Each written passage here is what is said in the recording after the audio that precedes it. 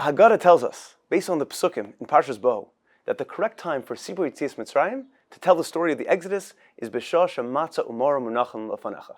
When we have in front of us, on the Seder plate, the matzah and the maror. The question is, what about the third element, the third critical element of our Seder that also must be mentioned, the Korban Pesach? Why is it only the matzah umoror munachim lefanecha, and yet we don't even mention the Korban Pesach at the table? Meshech Chochmah explains with a beautiful mashal. Imagine a father and a mother of a kala about to get married. A wonderful chassan, the wedding's next week, the mother is overjoyed and thrilled with the excitement of the upcoming celebration. But she turns to her husband and says, you know what? You don't seem like everything's okay. What's bothering you? He explains to his wife, of course, we're celebrating. Everything's great. We've invested so much time, effort, so much money into making sure that it'll be a beautiful chasana and that the couple is set up to begin their life together. But you know what? That's when things are going fine. What about in the future? Inevitably, everyone hits some bumps in the road. Maybe our new son-in-law, earning a parnasa, will find different priorities, pulling him in different directions. Will he still be the same committed, loving, and dedicated husband that we always davened for our daughter to meet? When the going gets tough, that's the true test.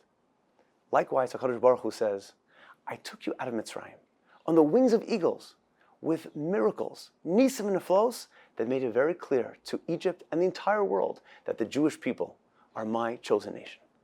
But down the road, as you enter a new world where things are less predictable, where you may be in gullus, and more than just bumps in the road, you may have difficulty, you may have challenges that make it very, very hard to stay committed to Torah and mitzvos, unlike the very first night when you left Mitzrayim, when I displayed that love and majesty for my chosen people.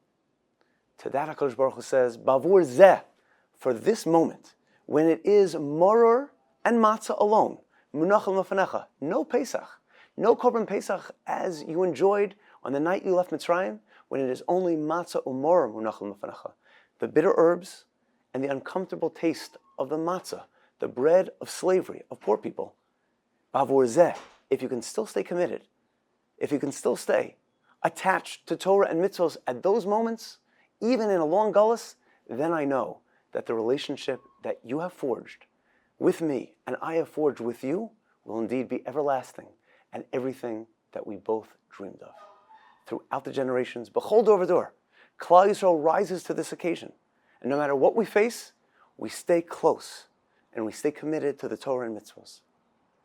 Think about the unimaginable questions that were posed to Rabbanim during the Holocaust by individuals who were literally hanging between life and death, but needed to know, what is the Ratzon Hashem, what does HaKadosh Baruch Hu want me to do in these dire straits?